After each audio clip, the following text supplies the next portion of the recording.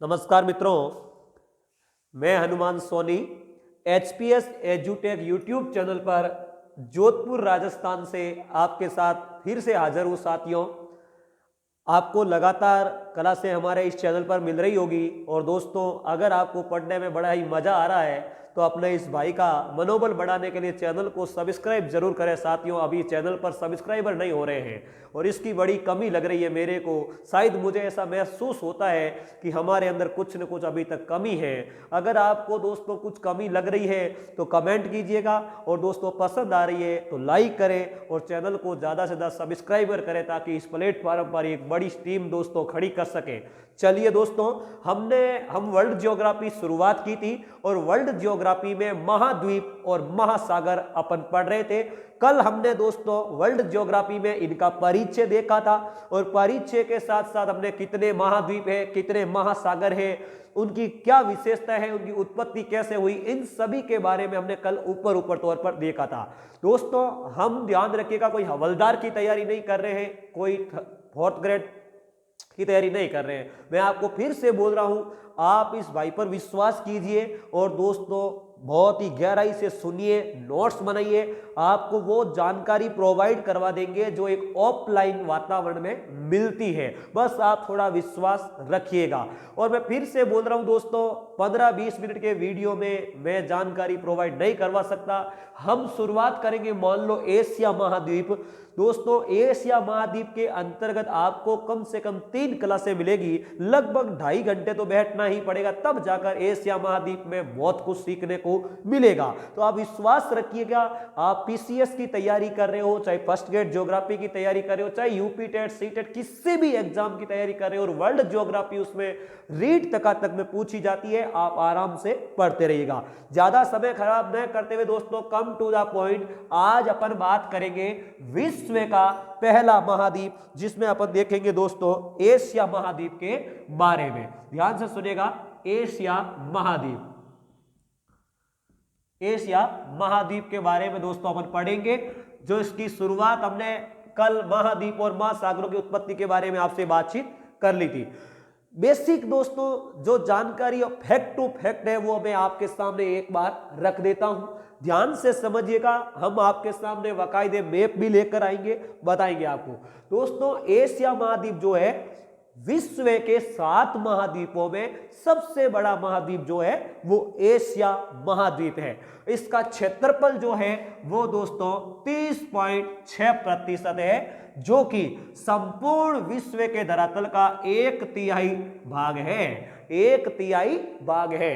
समझ में आ गई आपको? दूसरा, इसकी जनसंख्या जो है दोस्तों वो 60% है और ध्यान रखिएगा, संपूर्ण विश्व की लगभग 2/3 जनसंख्या जो है इसमें निवास करती है। इसके बारे में आपको पता होना चाहिए, क्योंकि यह दोस्तों कभी न कभी कथन कारण में सवाल पूछ लेता है कि एशिया महाद्वीप विश्व का सबसे बड़ा महाद्वीप है क्षेत्रफल में और जनसंख्या में, जिस पर विश्व की 2/3 जनसंख्या निवास करती है। कथन कारण में ऐसा सवाल आ सकता है, इसलिए आप एक एक फैक्ट को बहुत बारीकी से समझें। क्षेत्रफल में और जनसंख्या में, दोनों में दोस्तों एशिया महाद्वीप जो है सबसे बड़ा है।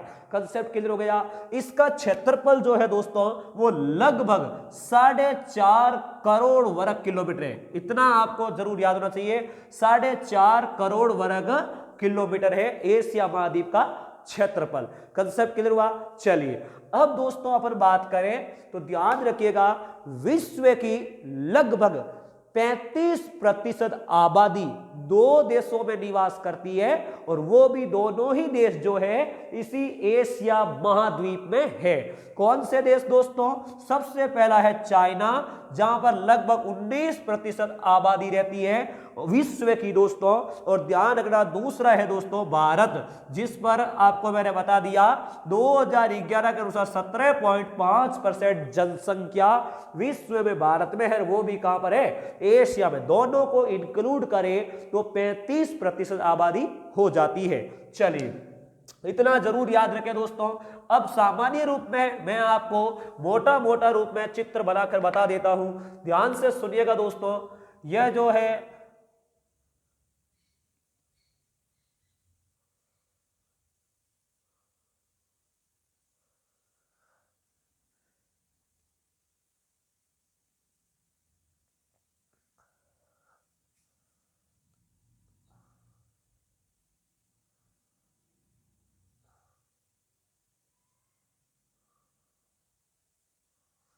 दोस्तों लगभग आपको इस प्रकार ये एशिया महाद्वीप देखने को मिलेगा। यहां पर ध्यान रखना छोटी छोटी द्वीपीय श्रृंखलाएं दोस्तों आपको लगातार मिलती रहेगी, ध्यान रहेगा। यहां पर भी छोटी छोटी आपको खूब द्वीपीय श्रृंखलाएं ऐसी मिलेगी। आप बड़े रूप में दोस्तों इतना जरूर समझने की कोशिश करें। अब ध्यान रखिएगा एशिया महाद्वीप के सबसे उत्तर में जो है वो है दोस्तों आर्कटिक महासागर। आर्कटिक महासागर है, ध्यान रखना एशिया महाद्वीप के उत्तर में आर्कटिक महासागर है। पूर्व में दोस्तों दो देशों से अलग होता है एशिया महाद्वीप। हम विस्तृत चर्चा करेंगे, ध्यान रखिएगा दोस्तों।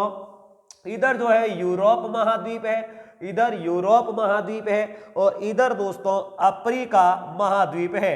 एशिया महाद्वीप की सीमाएं किसको टच करती है इतना आपको पता होना चाहिए। सबसे उत्तर में आर्कटिक महासागर, उत्तर पश्चिम की ओर यूरोप महाद्वीप है और दक्षिण पश्चिम की ओर दोस्तों अफ्रीका कॉन्टिनेंट है और दक्षिण में हिंद महासागर है, हिंद महासागर है साथियों।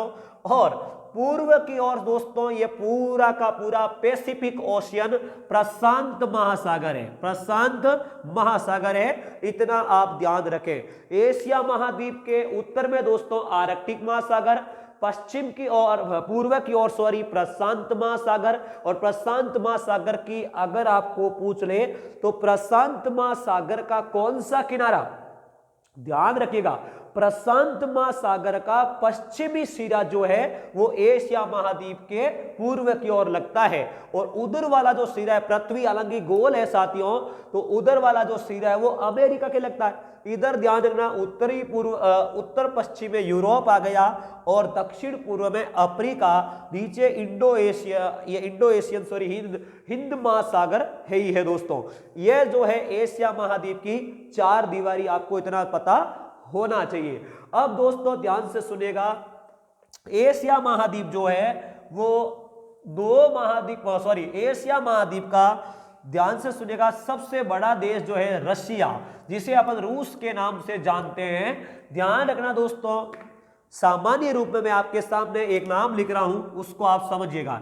यूरेशिया, यह आपने सुना होगा दोस्तों नाम, यूरोप प्लस एशिया से बना है, यूरोप प्लस एशिया से बना है। ध्यान रखना दोस्तों, सबसे पहले जो है यह यूरोप और एशिया दो अलग अलग, सामान्य रूप में अलग अलग भूमि के टुकड़े थे। सामान्य रूप में अपन बात करें दोस्तों तो ये यूरोप और एशिया जो है अलग अलग थे, लेकिन ध्यान रखिएगा उत्तरी अटलांटिक महासागर में जब दोस्तों अपसरण होता है, प्लेटों का दोस्तों अपसरण और अभिसरण होता रहता है, तो ये यूरोपियन जो प्लेट है, ध्यान रखना, ये खिसक करके एशिया महाद्वीप के इस प्लेट्स के क्या हो गई, चिपक हुई है। सामान्य रूप में ध्यान रखें, ये राजनीतिक रूप में एक ही क्षेत्र है, लेकिन दोस्तों प्राकृतिक सीमाओं के द्वारा इनको अलग किया गया है। किस किस रेखाओं के द्वारा, किस किस पर्वत चिन्हों के द्वारा, तो देखिएगा यूरोप जो है साथियों, ध्यान रखिएगा इधर जो है यूरोप जो है, यह ध्यान रखिए सबसे ऊपर जो है रूस जो है विश्व का सबसे बड़ा देश है क्षेत्रफल में, रशिया सबसे बड़ा देश है। लेकिन अगर आपको एशिया महाद्वीप में स्पेसिफिक रूप में क्षेत्रफल में सबसे बड़ा पूछ ले तो चाइना होगा दोस्तों, चीन देश होगा, क्योंकि रूस जो है यूरोप और एशिया दोनों महाद्वीपों में फैला हुआ है। चलिए अभी बात करेंगे अपन, तो यूरोप, यह जो रूस का भाग दोस्तों इस यूरोप वाले भाग में भी है, तो इनके यह सामान्य रूप में एक ही अब वर्तमान में भूखंड माना जाता है, लेकिन इसको कुछ सीमाओं के द्वारा अलग किया गया है, जिनमें देखेगा दोस्तों सबसे ऊपर जो है वो यूराल पर्वत है, वो यूराल पर्वत है। अब दोस्तों देखिएगा अपन बात करें ऐसी, आपने सुना होगा शायद पहली बार कि एशियन वाला भूखंड और यूरोप वाला भूखंड जो है एक कैसे अलग अलग कैसे रहे होंगे, लेकिन ध्यान रखें दोस्तों यूरोप वाला जो क्षेत्र है वो अलग भूखंड रहा और एशियन वाला अलग रहा। ध्यान रखना यूरोपियन प्लेट वाला जो भूखंड है इस एशियन प्लेट वाले भूखंड से टकराया, तो ध्यान रखना दोस्तों जैसे ही टकराता है तो भारी प्लेट जो है हल्की प्लेट के नीचे घुस जाती है, जिसे प्रविष्टन क्षेत्र कहते हैं या सबडक्शन कह सकते हैं। इनसे दोस्तों वलनात्मक क्रिया होती है और वलन क्रिया से पर्वत पर्वतों का निर्माण होता है और यहीं पर दोस्तों यूराल पर्वत का निर्माण हुआ है। और यूराल पर्वत जो है एक वलित पर्वत है, फोल्डेड माउंटेन है, इसको भी आप जरूर याद रखें। यह प्राचीन वलित पर्वत है दोस्तों, ध्यान रखिएगा। वलित पर्वतों में दो पर्वत होते हैं, नवीन वलित और प्राचीन वलित, ध्यान रखना। जैसे मैं आपको लगे हाथों बता देता हूं, हमारी अरावली भारत में, अमेरिका में दोस्तों अपलेशियन और यह यूराल पर्वत, यह दोस्तों जो है प्राचीन वलित पर्वत माने जाते हैं, ध्यान रखिएगा। तो ये यूराल पर्वत जो है इनकी जो है सीमा निर्धारण करता है। यूराल पर्वत यूरोप और एशिया महाद्वीप के बीच में सीमा निर्धारित होती है प्राकृतिक रूप से। दोस्तों ध्यान रखना, किसी भी दो भूखंडों के बीच में सबसे शुद्ध जो सीमा होती है वो प्राकृतिक ही मानी जाती है। क्यों मानी जाती है? क्योंकि प्राकृतिक सीमा जो है अपना स्थान परिवर्तन नहीं कर सकती। जैसे मान लो ये यूराल पर्वत है तो दोस्तों करोड़ों वर्ष लग जाएंगे लेकिन ये अपना स्थान नहीं बदलेगा, इसलिए शुद्ध मानी जाती है। चलिए अब दोस्तों यूराल पर्वत से एक नदी निकलती है जिसका नाम है यूराल, वो अभी मैं बात करूंगा यूराल। और यूराल जो नदी आगे मैं बात करूंगा, यहां पर कैस्पियन सागर झील है, आगे बात करेंगे। ध्यान रखना, यूराल पर्वत के बाद में कैस्पियन, यहां पर दोस्तों कैस्पियन सागर, यहां पर काकेशस पर्वत, कैस्पियन सागर, काला सागर और दोस्तों भूमध्य सागर। सामान्य रूप में यूरोप और एशिया के बीच में इन पांचों के द्वारा सीमाओं का निर्धारण होता है। रिपीट कर देता हूं, यूराल पर्वत, काकेशस पर्वत, दो पर्वत है, कैस्पियन सागर के बारे में आप दोस्तों समझ लीजिएगा। देखो कैस्पियन सागर जो है एक झील है साथियों, कैस्पियन सागर क्या एक झील है, आप समझ लीजिएगा झील क्या होती है इसके बारे में। देखिए दोस्तों, एक ऐसी जलीय राशि जो स्थायी हो और दोस्तों उनके चारों ओर सामान्य रूप में स्थल भूखंड से घिरी हुई हो, समझ में आ गई, वो स्थायित्व रखती हो दोस्तों, उसको झील के नाम से जाना जाता है। यह कैस्पियन सागर जो है यह दोस्तों विश्व की सबसे बड़ी झील है, दोस्तों, यह भी आप जरूर याद रखें, विश्व की सबसे बड़ी झील है। और दोस्तों यह खारी झील है, लेकिन इतना जरूर याद रखें, विश्व की सबसे बड़ी लवणीय झील यह नहीं है, इतना जरूर याद रखें, है बड़ी लेकिन दोस्तों सबसे बड़ी लवणीय नहीं है, क्योंकि सबसे बड़ी लेक वन तुर्की में है। चलिए, तो कैस्पियन सागर सबसे बड़ी है और इसके 5 देशों की सीमा लगती है दोस्तों, यह भी थोड़ा ध्यान रखें, रूस, कजाकिस्तान, तुर्कमेनिस्तान, ईरान और अजरबैजान। ध्यान रखना दोस्तों, यह 5 देशों की इनके सीमा लगती है, रूस, कजाकिस्तान, तुर्कमेनिस्तान, अजरबैजान और यह हमारा ईरान, याद रहेगा दोस्तों। चलिए, यह हुई कैस्पियन सागर के बारे में बात। कैस्पियन सागर में उत्तर दिशा की ओर से आकर 2 नदियां गिरती है दोस्तों, जिसका नाम है यूराल व वोल्गा दोस्तों रसिया की नदी है, ध्यान रखना, रूस की नदी है वोल्गा, इसको भी आप जरूर याद रखें। ध्यान से सुनिएगा, उत्तरी कैस्पियन सागर में यूराल व वोल्गा 2 नदियां आकर गिरती है, इसलिए कैस्पियन सागर भले ही लवणीय झील हो लेकिन दोस्तों इसके उत्तर में लवणता कम होती है और दक्षिण में लवणता ज्यादा होती है। विशेष रूप से ज्योग्राफी पढ़ते हैं तो आप जरूर ध्यान रखें, उत्तरी कैस्पियन सागर में लवणता कम होती है और दक्षिणी कैस्पियन सागर में लवणता ज्यादा होती है, क्योंकि नदियों का पानी लगभग शुद्ध होता है और वो दोस्तों यहां से आकर गिरता है, यूराल व वोल्गा नदियों का। चलिए दोस्तों, काकेशस पर्वत के आसपास पाई जाने वाली प्रजाति को कॉकेसाइड के नाम से जाना जाता है, जो मुख्य रूप से यूरोप कॉन्टिनेंट्स में आपको देखने को मिलती है। चलिए हम आगे बात करें दोस्तों, तो काला सागर की बात हुई, ध्यान रखना, काला सागर भी दोस्तों यूरोप में एशिया महाद्वीप की सीमा का निर्धारण करता है।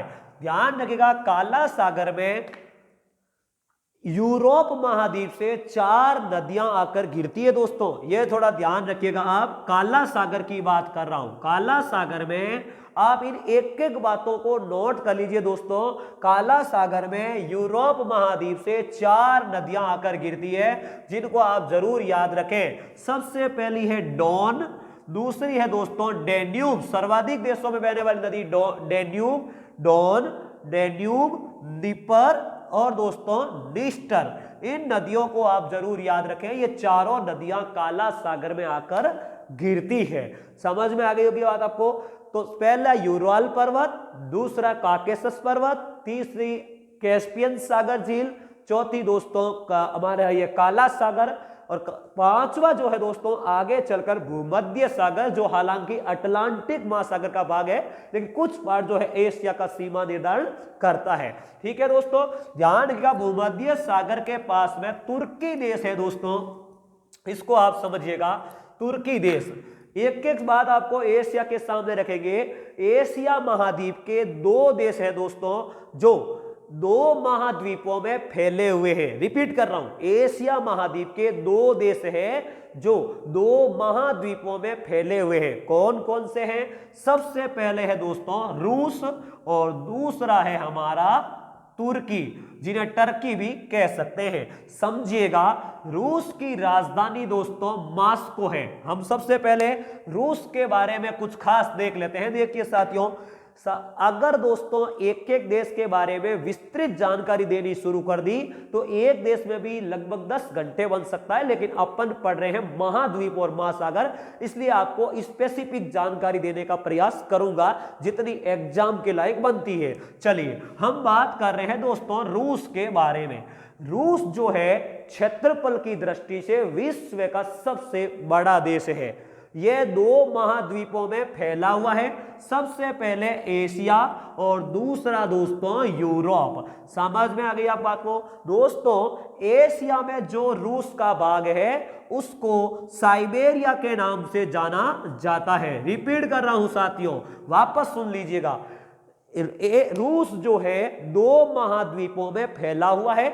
इधर वाला जो पश्चिमी रूस जो है, सॉरी पूर्वी रूस जो है, वो दोस्तों एशिया महाद्वीप में है। उस रूस को साइबेरिया के नाम से जाना जाता है। यह दोस्तों शीत क्षेत्र है। यहां पर ध्यान रखना, एशिया महाद्वीप का, ध्यान रखना दोस्तों, एशिया महाद्वीप का सबसे शीत क्षेत्र जो है वो बर्ख्योयांस्क, ठंडा स्थान बर्ख्योयांस्क जो है दोस्तों, ये ध्यान रखना, बर्ख्योयांस्क है वो इसी साइबेरियाई रूस में है।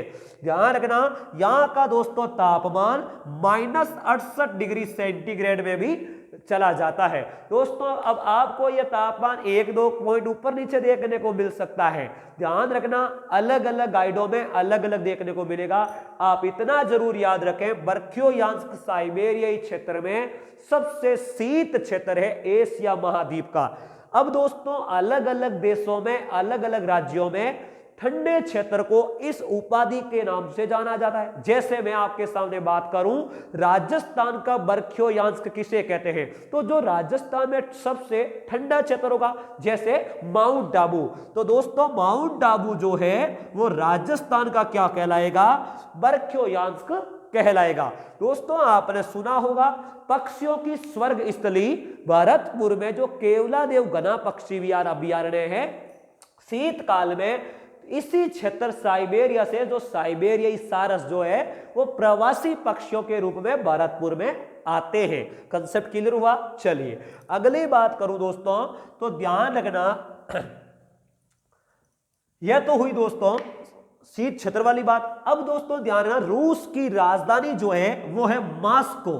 रूस की राजधानी मास्को यूरोप महाद्वीप में है साथियों, यूरोप महाद्वीप में है, एशिया में नहीं है। और यह दोस्तों मस्कवा नदी के तट पर है। कौन सी नदी के तट पर है? मस्कवा नदी के तट पर है। समझ में आ गई बात आपको? चलिए दोस्तों ध्यान रखिएगा, रूस जो है साथियों एशिया महाद्वीप के 2 देश हैं जो सर्वाधिक देशों की सीमा बनाते हैं। कौन से है दोस्तों? ध्यान से सुनना, समझिएगा दोस्तों। जो है हमारा सबसे पहला है रूस, और दूसरा देश है दोस्तों चाइना। चाइना, जो 14 देशों की सीमा बनाते हैं। रिपीट कर रहा हूं साथियों, वापस सुन लीजिएगा। एशिया महाद्वीप में 2 देश ऐसे हैं जो सर्वाधिक देशों की सीमा बनाते हैं। कौन कौन सा देश है? रूस और चाइना। समझ में आ गई? कितने कितने देशों की? 14 देशों की सीमा बनाते हैं। कंसेप्ट क्लियर हो गया? चलिए आगे बात करें दोस्तों, तो समझिए रूस के बारे में और क्या है दोस्तों। विश्व का सबसे लंबा रेल मार्ग जो है वो रूस में है। कौन सा है? ट्रांस साइबेरियन रेल मार्ग है। ध्यान से सुनना दोस्तों, ट्रांस साइबेरियन रेल मार्ग। आप मुझे बताओ ट्रांस का मतलब होता क्या है? ट्रांस का मतलब होता है पार, यानी दोस्तों लगभग एक देश के इधर से उधर पार या एक महाद्वीप के इधर से उधर पार। तो यह जो है ट्रांस साइबेरियन जो रेल मार्ग है, यह दोस्तों पूर्वी रूस को पश्चिमी रूस को पूर्वी रूस से जोड़ता है। दोस्तों कितना है ध्यान रखना, लगभग 9,500 किलोमीटर है दोस्तों। ये अलग अलग मिल सकता है दूरी, आप इतना याद रखें। हम दोस्तों पीसीएस की तैयारी से जुड़े हुए हैं, तो 9,500 किलोमीटर है। और ध्यान रखना ये कहां से कहां तक चलता है, तो पश्चिमी छोर जो है इधर वाला, यह दोस्तों कौन सा है? लेनिनग्राड। कौन सा है? लेनिनग्राड जो है, लेनिनग्राड, या यहां पर पिट्सबर्ग भी लिखा हुआ मिल सकता है। पिट्सबर्ग भी लिखा हुआ मिल सकता है दोस्तों, पिट्सबर्ग भी लिखा हुआ मिल सकता है, या मास्को भी लिखा हुआ मिल सकता है। इन तीनों का नाम कुछ भी हो सकता है। यहां से लेकर पूर्वी छोर पर व्लादिवोस्टोक को जोड़ता है, व्लादिवोस्टोक को जोड़ता है दोस्तों। ध्यान रखेगा, व्लादिवोस्टोक को जोड़ता है। इतना आप जरूर ध्यान रख लें। अपन जब ट्रांसपोर्ट पढ़ेंगे तो इन पर कौन कौन से नगर है उन सब के बारे में बात करेंगे। चलिए आगे बात करूं दोस्तों, तो और क्या है रूस में। देखिए रूस के दोस्तों पूर्वी भाग में एक प्रायद्वीप है दोस्तों, जिसका नाम है, ध्यान रखना, कमचटका प्रायद्वीप। कमचटका प्रायद्वीप, इसके बारे में आप जरूर ध्यान रखें दोस्तों। कमचटका प्रायद्वीप, यहां पर अभी तेल के कुएं की खुदाई हुई थी दोस्तों, जो काफी गहरा कुआं माना जाता है। चलिए रूस में ही दोस्तों इस कमचटका प्रायद्वीप के दोस्तों दक्षिण पश्चिम की ओर बात करें तो एक सागर है साथियों। ध्यान रखना, इस सागर का नाम है, मुझे दिमाग से, ओखोटस्क सागर। ध्यान रखना दोस्तों, ओखोटस्क सागर कहते हैं। इस ओखोटस्क सागर में एक प्रसिद्ध द्वीप है जिसका नाम है सखालिन द्वीप। याद रहेगा साथियों। चलिए हम बात कर रहे हैं, देखो यह दोस्तों है रसिया, यह है चाइना, इनके बीच में दोस्तों एक मंगोलिया नाम का देश है। मंगोलिया, याद रखिएगा मंगोलिया। एक एक बात आप बहुत गहराई से सुने, वीडियो को एक बार देखकर वापस देखें और नोट्स बनाए साथियों। रूस और चाइना के बीच में मंगोलिया देश है, उनके बारे में बात करेंगे। लेकिन यहां से दोस्तों रूस और चाइना के मध्य से एक नदी चलती है जिसका नाम है आमूर नदी। कौन सा नाम है? आमूर नदी। और यही दोस्तों ओखोटस्क सागर में आकर गिरती है, और ये ओखोटस्क सागर में ही एक सखालिन द्वीप है। कंसेप्ट क्लियर हो गया। चलिए दोस्तों विश्व की सबसे गहरी झील आपको पूछ ले तो इसी रूस में स्थित है। ध्यान रखना, बर्ख्योयांस्क क्षेत्र में, बर्ख्योयांस्क एक पर्वत श्रेणी है दोस्तों, इसी कारण वो सर्वाधिक ठंडा क्षेत्र है, क्योंकि एक तो उच्च अक्षांश में है, एक दोस्तों ऊंचाई पर है। देखिए मैं आपको सामान्य सा कंसेप्ट क्लियर करवा देता हूं, हालांकि ये अभी की बात नहीं है। देखो दोस्तों जैसे उदाहरण दे रहा हूं मैं आपको माउंट आबू की, या कोई पर्वत श्रेणी पर ठंड की बात करें जैसे हिमालय की। दोस्तों यह धरातल है, मान लो औसत धरातल है, यहां पर तापमान है 40 डिग्री। आप समझिएगा एक छोटा सा उदाहरण, यहां पर 40 डिग्री टेम्परेचर है, और हम सामान्यतः जब वायुमंडल पढ़ते हैं तो नॉर्मल जो तापमान की जो दर होती है, सामान्य ह्रास दर, वो अपन कहते हैं कि 165 मीटर की ऊंचाई पर 1 डिग्री और 1000 मीटर यानी कि 1 किलोमीटर पर 6.5 डिग्री सेंटीग्रेड घट जाती है। तो दोस्तों आप एक अनुमान लगाइएगा, माउंट आबू का जो गुरु शिखर है वो 1722 मीटर है। तो कितना हुआ, लगभग 2.25 किलोमीटर हो चुका है। 1 किलोमीटर पर 6.5 डिग्री घटता है, तो दोस्तों 10 डिग्री टेम्परेचर कम हुआ या नहीं हुआ। तो 40 में से 30 कम 10 घटा लेंगे, 30 डिग्री हो गया। और सामान्य रूप में दोस्तों 25-27 डिग्री टेम्परेचर तो हमारे सर्दी में होता है, इसलिए ग्रीष्म काल में भी माउंट आबू जो है ठंडा रहता है और शीत काल में सर्वाधिक ठंड रहती है। यही बात है दोस्तों अलग पर्वत श्रेणियों की, सामान्य रूप में समझिएगा। चलिए तो आगे बात करते हैं अपन, विश्व की सबसे गहरी झील जो है वो रसिया में एक पर्वत है, बेकाल पर्वत। कौन सा पर्वत, बेकाल पर्वत। इस बेकाल पर्वत के दक्षिण में है दोस्तों, इस झील का नाम है बेकाल झील। याद रहेगा, विश्व की सबसे गहरी झील है जो दोस्तों रूस में स्थित है, और वो भी कौन सा रूस, साइबेरियाई रूस, यानी कि एशिया महाद्वीप में। इस बेकाल पर्वत से दोस्तों एक नदी निकलती है जिसका नाम है लीना नदी। क्या नाम है, लीना नदी। और यह नदी जो है उत्तरी में दोस्तों आर्कटिक सागर में जाकर गिरती है। कंसेप्ट, हालांकि यहां पर कई नदियां हैं दोस्तों, ओब, येनिसी, लीना अलग अलग है, लेकिन बेकाल पर्वत से जो निकल रही है वो लीना नदी है। चलिए हम आगे बात कर रहे हैं, और क्या है रूस के बारे में। तो अपना पहला कंसेप्ट ये क्लियर करते हैं, और जो आएगा दोस्तों अपन देखते हुए चलेंगे। चलो एक बात कर लेते हैं, हमने पहला सवाल बोला था कि विश्व के एशिया महाद्वीप के 2 देश हैं जो 2 कॉन्टिनेंट यानी 2 महाद्वीपों में बंटे हुए हैं। पहली हमने बात की थी रूस की, दूसरी बात कर रही थी दोस्तों तुर्की की। चलिए तुर्की के बारे में अपन समझ लेते हैं। तुर्की जो है दोस्तों वो एक पश्चिमी एशियाई देश है, पश्चिमी एशियाई देश है। यह 2 महाद्वीपों में फैला हुआ है और यूरोप और एशिया के बीच में सीमा निर्धारण का काम भी करता है। तो एशिया व यूरोप महाद्वीप में फैला हुआ है। समझ में आ गई आपको बात। ध्यान रखिएगा दोस्तों, तुर्की की जो राजधानी है वो अंकारा है। क्या नाम है, अंकारा है। समझिएगा, इस राजधानी का दोस्तों पहले जो नाम था वो था अंगोरा, बाद में इसका नाम कर दिया गया अंकारा। ऐसा क्यों, आपको बता देते हैं दोस्तों।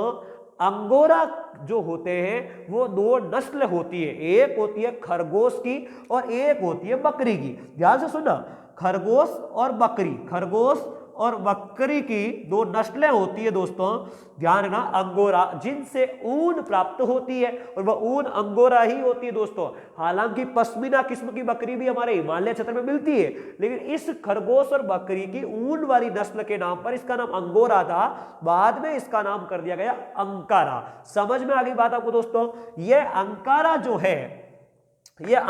जो है दोस्तों, ध्यान रखना, यह अंकारा अनातोलिया के पठार के पास में स्थित है। अंकारा जो है अनातोलिया पठार के पास में स्थित है, अनातोलिया। ध्यान से सुना, बहुत गहरी चीज है दोस्तों, आपको इतनी बारीक जानकारी ऑफलाइन में भी नहीं देने वाला, ये मुझे वादा है दोस्तों। हम भी वहीं से गुजर चुके हैं, आप विश्वास रखिएगा। अनातोलिया का पठार जो है यह दोस्तों, अंकारा जो है अनातोलिया के पठार पर पास में स्थित है। अब अगर लगे हाथों बात आ गई दोस्तों, तो देखिए आपको बता देते हैं पठार और पर्वत में क्या फर्क होता है। देखिए दोस्तों,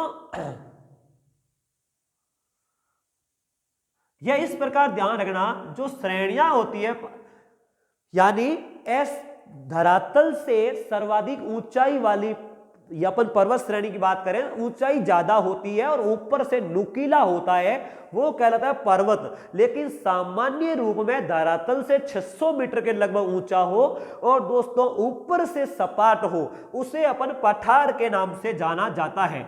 तो यह जो अनातोलिया का पठार है ना, यह 2 दोस्तों पर्वत श्रेणी के बीच में है। और यह हाल फिलहाल में उत्तर प्रदेश लोक सेवा आयोग का सवाल बना था, बहुत अच्छा सवाल है दोस्तों, समझिएगा इस सवाल को। यह कौन सी, अनातोलिया का पठार कौन सी 2 पर्वत श्रेणियों के बीच में है?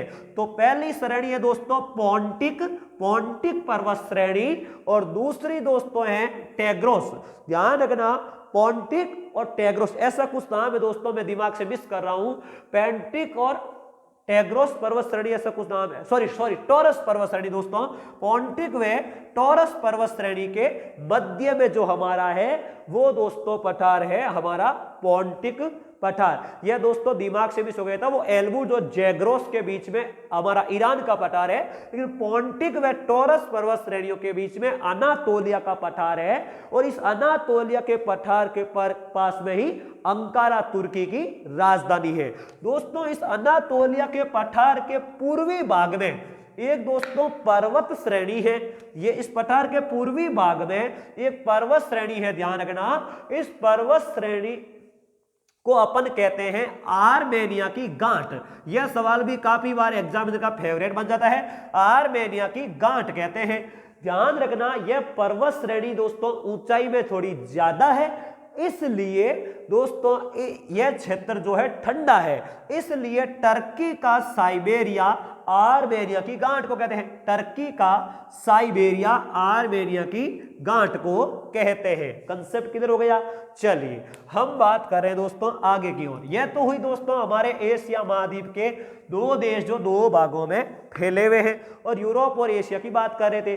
दोस्तों अफ्रीका से अलग करने वाला जो क्षेत्र है, ध्यान रखना ये इधर तो एशिया गया, इधर अफ्रीका, तो यहां पर भूमध्य सागर से दोस्तों जब नीचे आते हैं तो आता है दोस्तों यहां पर लाल सागर, जो हिंद महासागर का पार्ट है लाल सागर। लाल सागर दोस्तों यहां पर ऊपर है भूमध्य सागर, ध्यान रखना भूमध्य सागर। दोस्तों यहां पर अफ्रीका का एक देश है मिस्र, मिस्र देश है। मिस्र को काट करके इन दोनों को जोड़ने के लिए दोस्तों एक नहर प्रणाली बनाई, जो विश्व की सबसे लंबी नौवहन प्रणाली है। क्या नाम है दोस्तों इस नहर का? स्वेज नहर है, ध्यान रखना स्वेज नहर है साथियों, स्वेज नहर। यह नहर जो है भूमध्य सागर और लाल सागर को जोड़ती है। राजस्थान में एक दोस्तों राजा हुए हैं जिसका नाम मैं रावचंद्र सेन। थोड़ी सी आपको साइड में याद करने की ट्रिक दे रहा हूं, क्योंकि फर्स्ट ग्रेड में पिछली बार सवाल बन गया था स्वेज नहर का उत्तरी बंदरगाह। तो देखिए पहली बात तो ये भूमध्य सागर और लाल सागर को जोड़ती है, पहली बात। लेकिन एग्जामिनर थोड़ा डीपली जाए तो भूमध्य सागर जो है अटलांटिक सागर का पार्ट है और लाल सागर हिंद महासागर का। तो ऐसा भी लिख सकता है अटलांटिक महासागर और हिंद महासागर। लेकिन ध्यान रखें दोस्तों भूमध्य सागर और लाल सागर को याद रखने के लिए आपने एक उपाधि सुनी है, भूला बिसरा राजा। कौन सा राजा? भूला बिसरा राजा। और दोस्तों प्रताप का अग्रगामी, प्रताप का अग्रगामी नाम आप जरूर याद करिएगा। प्रताप का अग्रगामी जोधपुर के दोस्तों हमारे राव मालदेव के बड़े भाई, जिनका नाम आपने सुना होगा रावचंद्र सेन। क्या नाम था? रावचंद्र सेन। ये वही चंद्रसेन है दोस्तों जो प्रताप के अग्रगामी थे और अकबर की अधीनता स्वीकार नहीं की और सिवाना की पहाड़ियों में भूला बिसरा की तरह भटकता फिर रहे थे। धन्य है ऐसे सूरमाओं को। ध्यान रखना दोस्तों उनको भूला बिसरा राजा कहते हैं, प्रताप का अग्रगामी कहते हैं। भू का मतलब भूमध्य सागर, ला का मतलब लाल सागर। कंसेप्ट क्लियर हो गया? चलिए स्वेज नहर जो है दोस्तों फर्डिनेंड डी लेसेप्स के नेतृत्व में तैयार हुई। 1869 में दोस्तों इनकी शुरुआत हुई थी। 168 किलोमीटर ये लंबी है। और ध्यान रखना इनके स्वेज नहर के आने से लंदन और हमारे भारत के मद्रास के बीच में लगभग 10,000 किलोमीटर की दूरी कम हो गई है। इसको भी आप थोड़ा ध्यान रख लेना।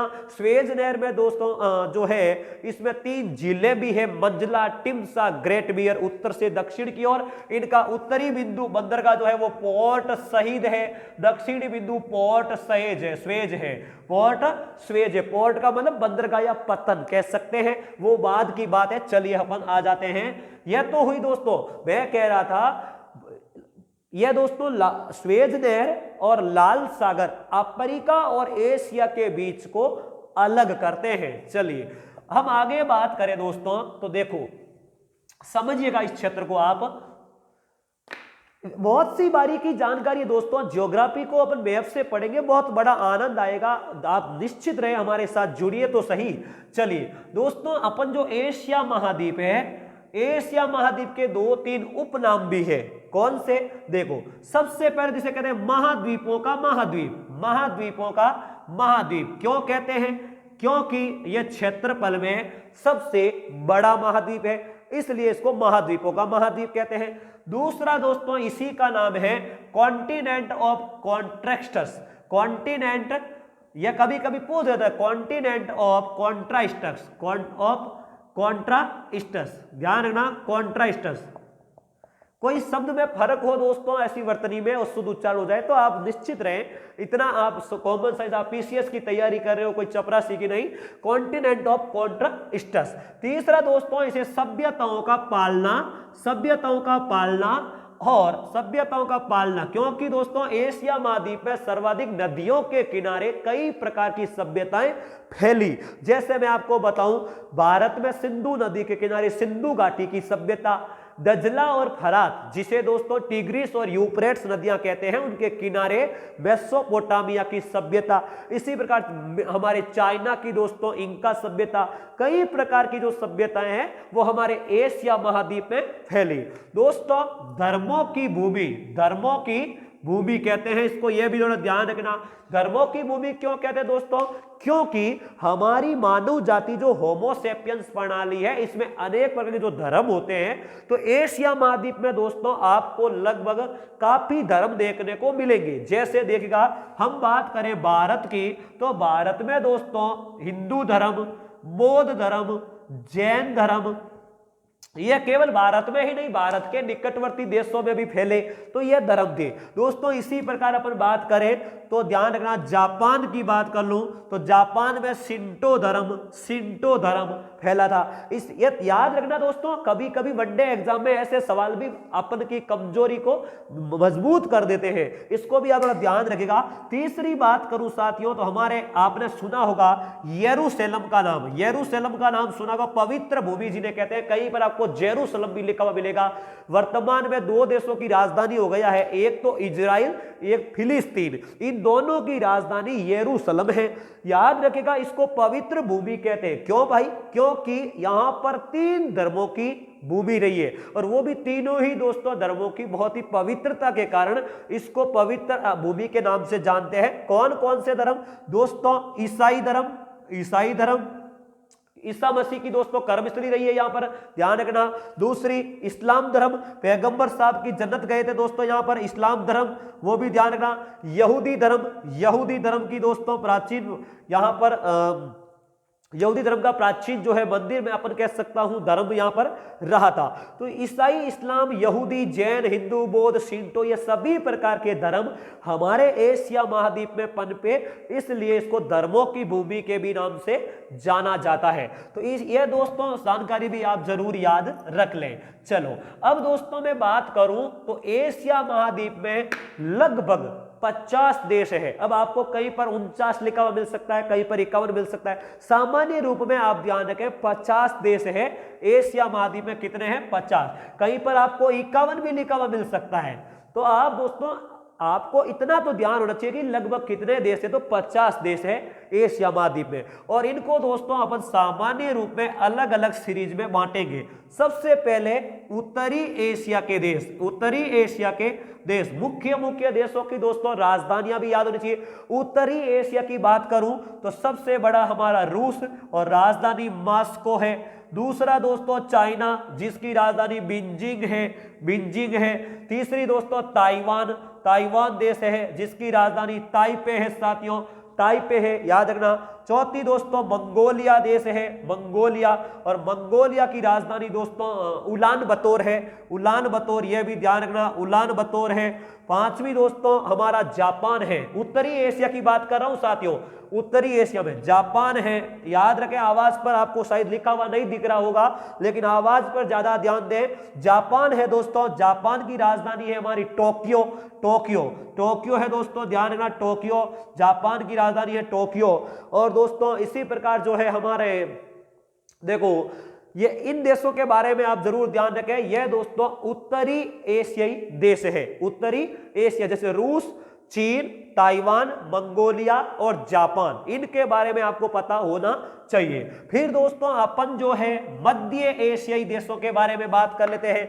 दूसरे, क्योंकि दोस्तों अपन जब ज्योग्राफी पढ़ते हैं तो लिखा हुआ आता है मध्य एशियाई क्षेत्र, उत्तरी एशियाई क्षेत्र, तो आपको पता होना चाहिए। हम एक दिन मैप यहां पर लगाएंगे और मैप के माध्यम से आपको विस्तृत जानकारी दे देंगे, आप निश्चित रहे दोस्तों। दूसरी बात करें तो ध्यान रखना मध्य एशिया में जितने भी स्थान जो लगते हैं, जैसे कजाकिस्तान,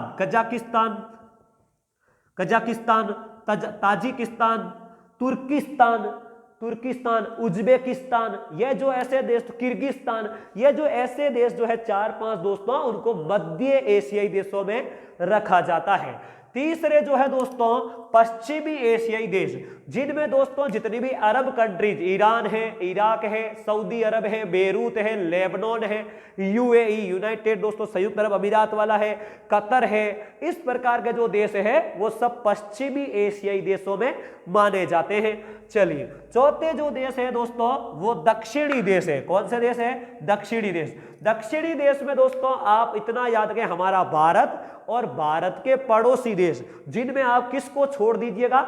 म्यांमार और चाइना, इनको छोड़ दीजिए तो भारत वाले देश। सामान्य रूप में यहां पर लिख देता हूं, ध्यान से सुनना। सबसे पहले दक्षिण में भारत एक देश, दूसरा दोस्तों पाकिस्तान, तीसरा अफगानिस्तान, चौथा दोस्तों नेपाल, पांचवा भूटान, छठवां दोस्तों हमारा जो है श्रीलंका, और सातवां जो है कोलंबो, दिमाग से निकल गया, कोलंबो नहीं, मालदीव,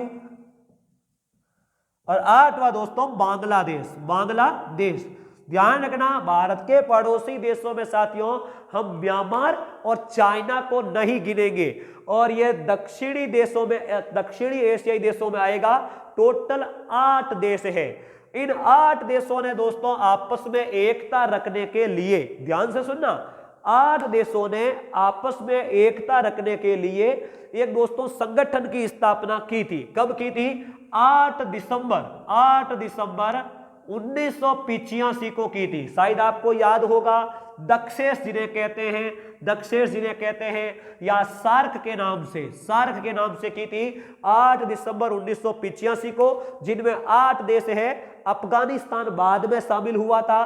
भारत की राजधानी न्यू दिल्ली, पाकिस्तान की राजधानी इस्लामाबाद, अफगानिस्तान की राजधानी काबुल, नेपाल की राजधानी दोस्तों काठमांडू, भूटान की थिम्पू, लैंड ऑफ थंडरबोल्ट कहते हैं, श्रीलंका की कोलंबो, मालदीव की राजधानी माले, और बांग्लादेश की राजधानी ढाका। कंसेप्ट किधर हुआ दोस्तों? 8 दिसंबर 1985 को दक्षेश की स्थापना हुई। इन 8 देशों की एकता के लिए मिलकर की थी, जिनमें पहले 7 देश थे दोस्तों, बाद में अफगानिस्तान को भी शामिल कर लिया गया। इनका जो मुख्यालय है, काफी बार चर्चा में रहता सवाल दोस्तों, ध्यान रखना, काठमांडू में है। और काठमांडू कहां पर है? नेपाल में है। कहां पर है साथियों? नेपाल में है काठमांडू, याद रहेगा। चलिए हम आगे बात करें दोस्तों, तो दक्षिणी पूर्वी एशियाई देश, ध्यान रखना, दक्षिणी पूर्वी एशियाई देश, यह 5वां पार्ट है एशिया महाद्वीप का। दक्षिणी पूर्वी एशियाई देश दोस्तों, भारत के पूर्व में लेकर म्यांमार से लेकर के जितने भी छोटे छोटे यहां पर ये द्वीपीय देश वगैरह जो है, ये सब दक्षिणी पूर्वी एशियाई देशों में आते हैं। जैसे देखिए दोस्तों, म्यांमार की पहले दोस्तों 2 राजधानियां थी। सबसे पहले राजधानी हुई मांडले, जो दोस्तों आपने सुना होगा बंग भंग आंदोलन में विरोध में बाल गंगाधर तिलक को अरेस्ट करके मांडले जेल भेजा गया था, वो म्यांमार में ही थी। दूसरी दोस्तों जो राजधानी बनी, वो बनी थी हमारी रंगून।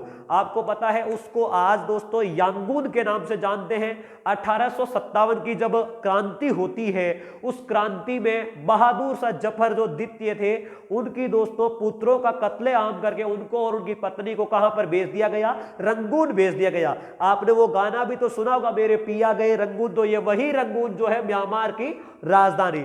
आज के दिन क्या है वो पूछ ले तो नेपी याडा दोस्तों राजधानी है, वो जरूर याद रखें। नेपी याडा दोस्तों राजधानी, कहीं पर याडा लिखा हुआ मिल जाएगा, नेपी याडा या नेपी याडा, थोड़ा ध्यान रखें। जब आप दोस्तों पढ़ रहे हो ये एशिया महाद्वीप के बारे में, तो एटलस का मानचित्र लेकर जरूर बैठे साथियों, इतनी आपसे रिक्वेस्ट है। चलिएगा, म्यांमार के बाद में दोस्तों थाईलैंड है। थाईलैंड जिसकी राजधानी बैंकॉक है, बैंकॉक है, ध्यान रखना, थाईलैंड बैंकॉक है, चाहो फरिया नदी के तट पर है, ध्यान रखना। म्यांमार में दोस्तों एक नदी चलती है इरावदी, जिसको म्यांमार की जीवन रेखा कहते हैं। जब अपन एशिया की नदियां आएगी तो बात पूरी करेंगे। तीसरी दोस्तों पढ़ लेते हैं अपन, वियतनाम, वियतनाम देश है दोस्तों। वियतनाम के दोस्तों 17 डिग्री जो उत्तरी अक्षांश रेखा है वो उत्तरी वियतनाम और दक्षिणी वियतनाम दोनों को अलग करती है। 17 डिग्री समानांतर या अक्षांश रेखा, यह भी थोड़ा आप ध्यान रखें। चौथा देश है ब्रुनेई, ब्रुनेई। पांचवा देश है मलेशिया, मलेशिया। छठवां देश है दोस्तों सिंगापुर, याद रखिएगा सिंगापुर। सातवां देश है इंडोनेशिया, इंडोनेशिया साथियों, इंडोनेशिया। आठवां देश है लाओस, लाओस, लाओस दोस्तों। नौवां देश है फिनलैंड, सॉरी फिनलैंड नहीं, फिनलैंड नहीं आएगा दोस्तों, फिलीपींस, सॉरी फिलीपींस देश है दोस्तों नवा, जिसकी राजधानी मनीला है दोस्तों, फिलीपींस, फिलीपींस याद रखेगा फिलीपींस। और एक देश और है दोस्तों, मेरे दिमाग से मिस हो रहा है, अभी आपके सामने रख देंगे, ध्यान रखना, Myanmar, Thailand, Vietnam, Brunei, Malaysia, Singapore, Indonesia, Laos, Philippines. एक देश दोस्तों और है जो मेरे दिमाग से मिस हो रहा है। उन 10 देशों ने मिलकर, ध्यान से सुनना दोस्तों, एक देश और है, यहां पर मैं अभी आपके सामने रख दूंगा। 10 देश जो है, इन 10 देशों ने मिलकर साथियों एक संगठन बनाया। कब बनाया? 1967 में बनाया, आपस में एकता रखने के लिए। क्यों भाई? ध्यान रखिएगा, ये छोटे छोटे द्वीपीय देश है और इनके उत्तर में दोस्तों चाइना है। और चाइना क्या करता है? चाइना की जो नीति है, साम्राज्यवादी नीति दोस्तों, ये धीरे धीरे इन पर क्या कर रहा है? कब्जा करना चाहता है। इन्होंने एकता रखने के लिए एक संगठन बनाया 1967 में। और दोस्तों ध्यान रखना, उस संगठन का नाम आपने सुना होगा, आसियान। क्या नाम है? आसियान नाम है, जिसको दोस्तों अपन जो है, आसियान जो है, ध्यान रखना, दक्षिणी पूर्वी एशियाई देशों का संगठन जो है आसियान, ASEAN,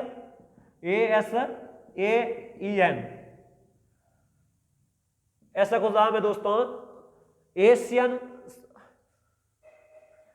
आसियान, मेरे दिमाग से निकल रहा है दोस्तों। आसियान जो है वो इसका संगठन है, इसका मुख्यालय जो है वो कहां पर है? जकार्ता, इंडोनेशिया में इसका मुख्यालय है दोस्तों आसियान का। तो यह जो है दक्षिणी पूर्वी एशियाई देश है। काफी राजधानी आप जरूर याद रखें, म्यांमार की राजधानी नेपियाडा, थाईलैंड की राजधानी दोस्तों बैंकॉक, और ध्यान रखना इंडोनेशिया की राजधानी जकार्ता है जावा द्वीप पर, फिलीपींस की राजधानी मनीला है दोस्तों, और मलेशिया की राजधानी जो है वो दोस्तों है क्वालालंपुर या पुत्राजाया जिन्हें कहते हैं। सिंगापुर की राजधानी सिंगापुर सिटी है। चलिए अब दोस्तों अपन बात करें एशिया महाद्वीप के बारे में, और आगे क्या खास है एशिया महाद्वीप के बारे में, चलो देखते हैं। एशिया महाद्वीप दोस्तों पूर्ण रूप से उत्तरी गोलार्ध में स्थित है।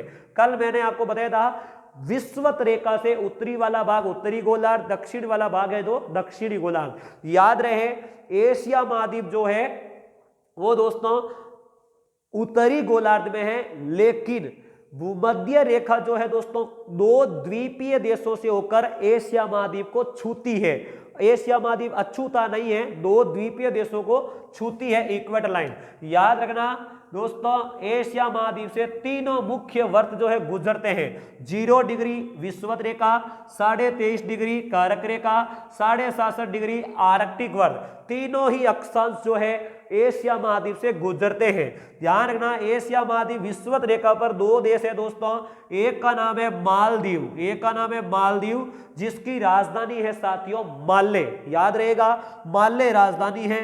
दूसरा देश है दोस्तों यहां पर इंडोनेशिया, इंडोनेशिया याद रखना इंडोनेशिया के दोस्तों सामान्य इंडोनेशिया जो है एक द्वीपीय देश है और इनके लगभग 13,000 द्वीप हैं, जिन पर लगभग 6,000 द्वीपों पर आबादी बसी हुई है।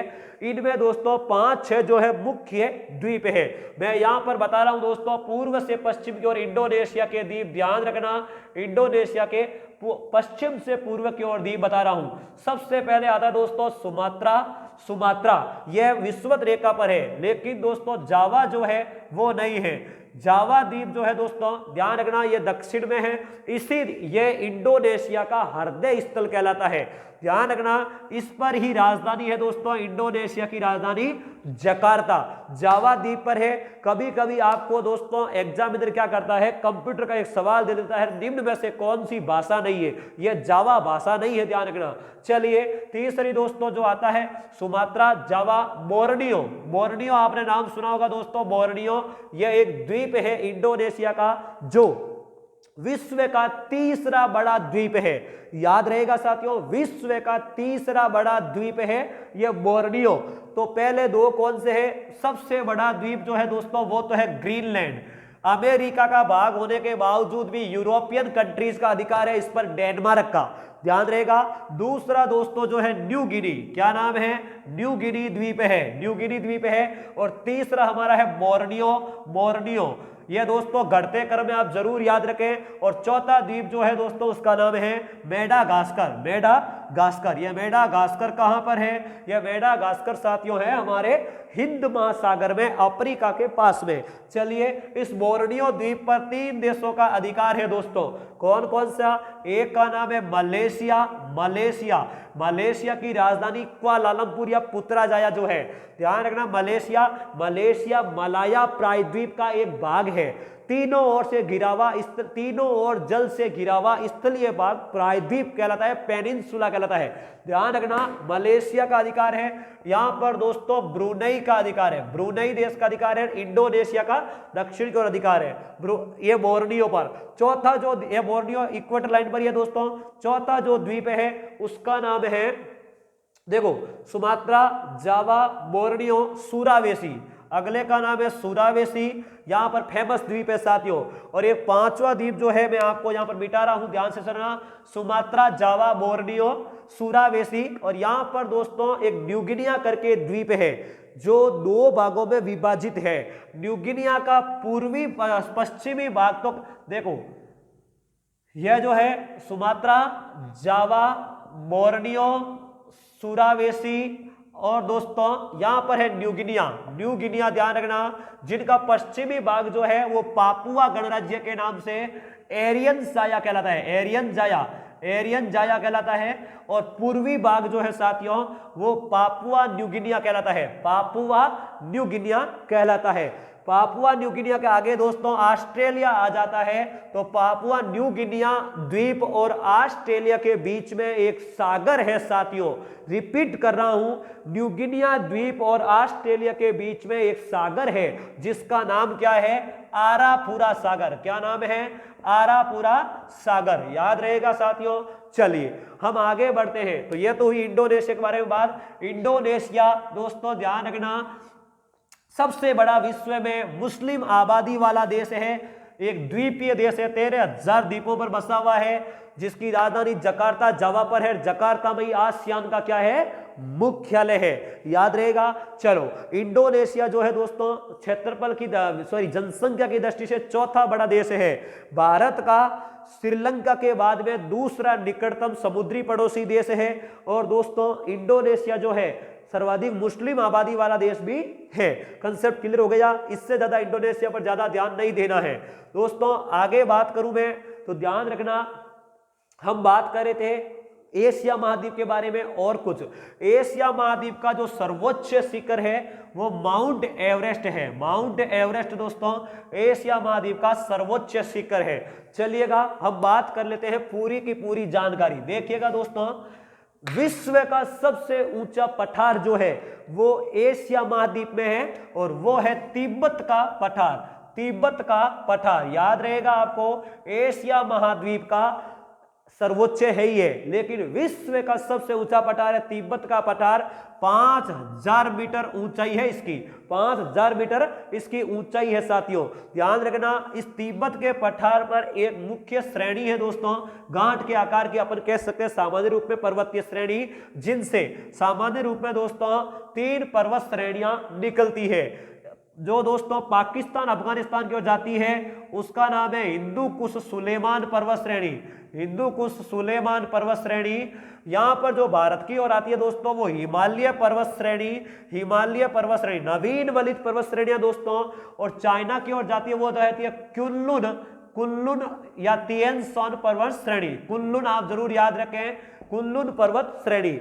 यह दोस्तों तीनों जो श्रेणियां एक जिस स्थान से निकलती है उसको कहते हैं पामीर की गांठ। पामीर की गांठ, ध्यान रखना, पामीर की गांठ, क्योंकि इस तिब्बत के पठार को पामीर के पठार के भी नाम से जाना जाता है और इस सबसे ऊंचा होने के कारण इसे विश्व की छत भी कहते हैं, विश्व की छत भी कहते हैं। इस कुनलुन श्रेणी से दोस्तों एक नदी निकलती है जिसका नाम है यांगटीसी कियांग, चाइना की सबसे बड़ी नदी है। ध्यान रखना, एशिया महाद्वीप की सबसे बड़ी नदी जो है वो ध्यान रखना यांगटीसी कियांग है। समझ में आ गई आपको बात? यांगटीसी कियांग, यांगटीसी कियांग एशिया महाद्वीप की सबसे बड़ी नदी है। यांगटीसी कियांग चाइना में चलती है, जिसकी दोस्तों लंबाई जो है लगभग 5797 किलोमीटर है। कहीं पर आपको अलग अलग लिखा हुआ मिल सकता है, आंकड़ों में कोई फर्क नहीं होता ज्यादा, 2-4 डेटा में 5797 किलोमीटर है दोस्तों, ध्यान रखना यांगटीसी कियांग। दक्षिण की ओर दोस्तों जो ये हिंदू कुश पर्वत श्रेणी है, हिंदू कुश, ध्यान रखना, इस पर्वत श्रेणी में ये पाकिस्तान अफगानिस्तान की ओर जाती है। इसमें 5 दर्रे हैं दोस्तों। कितने दर्रे?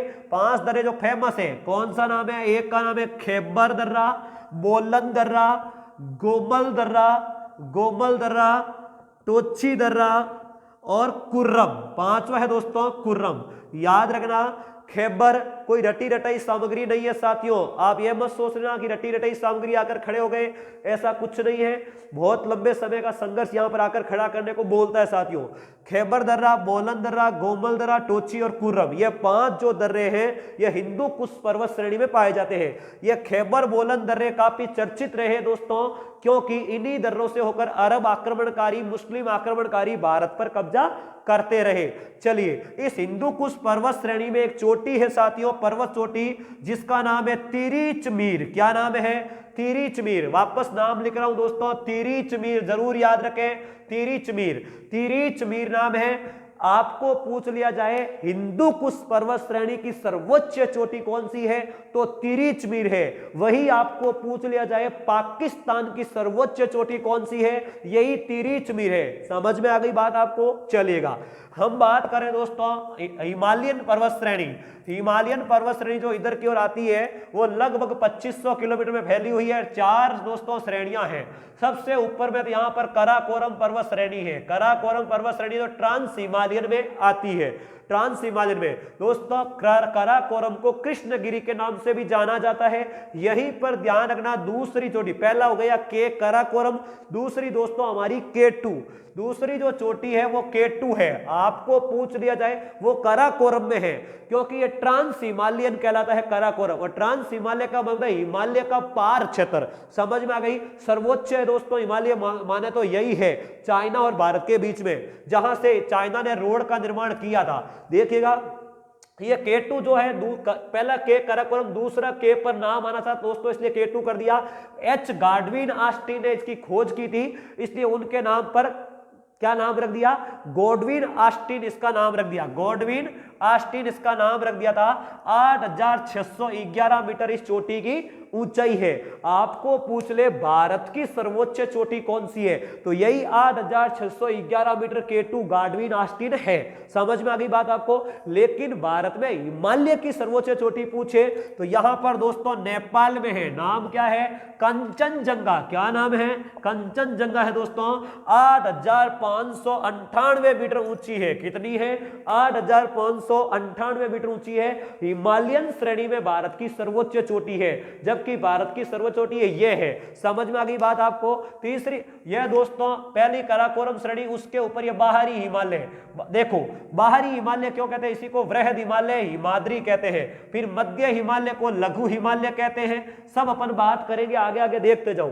तीसरा है दोस्तों शिवालिक हिमालय, इसको आंतरिक हिमालय भी कहते हैं। ध्यान रखना, यह जो केंद्र होता है दोस्तों, एक केंद्र को मैं रेखा मानकर अगर वर्त बनाऊं तो सबसे पहले देखो, सबसे अंदर वाला वर्त आंतरिक हिमालय, फिर मध्य वाला, फिर बाहर वाला बाहरी हिमालय।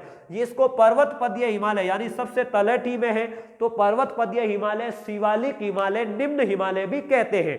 कंसेप्ट किधर हुआ? चलिए, तो दोस्तों यहां पर जो है हिमालय पर्वत में तिब्बत के पास में जो सर्वोच्च जो चोटी है वो माउंट एवरेस्ट है, और यह एशिया की ही नहीं विश्व की सर्वोच्च चोटी या शिखर मानी जाती है माउंट एवरेस्ट। याद रहेगा माउंट एवरेस्ट, इसकी चोटी की ऊंचाई वर्तमान में 0.86 सेंटीमीटर बढ़ गई है साथियों। कितनी बढ़ गई है? 0.86 सेंटीमीटर बढ़ गई है। तो आज के दिन कितनी है? 8,848.86 मीटर। जरूर याद रखें दोस्तों, 8,848.86 मीटर जो है, ध्यान रखिएगा। यह चोटी सर्वाधिक ऊंची है विश्व में, और एशिया महाद्वीप का तो सर्वोच्च शिखर है ही है। सबसे निम्न शिखर पूछ लिया जाए, एशिया महाद्वीप का सबसे निम्न शिखर पूछ लिया जाए, सबसे निम्न स्थल पूछ लिया जाए तो दोस्तों मृत सागर है, मृत सागर है। ध्यान रखना यह कहां पर है? इजराइल व जॉर्डन के बीच में, इजराइल व जॉर्डन के मध्य में एक दोस्तों गर्त है सामान्य रूप में, जो 397 मीटर गहरा है, और यह विश्व का सर्वोच्च एशिया महाद्वीप का निम्नतम गर्त है। आप इतना जरूर याद रखें दोस्तों, एशिया महाद्वीप पर लगभग 3 वीडियो बनेगा। आप निश्चित रहें, एक एक लाइन में आपको एक एक सवाल देने का वादा करता हूं। अगर आपको मेरी मेहनत पसंद आ रही हो तो भाइयों चैनल को ज्यादा से ज्यादा सब्सक्राइब जरूर करें, वीडियो को मिस ना करें, पूरा देखें, आपका समय व्यर्थ नहीं जाएगा। Thank you.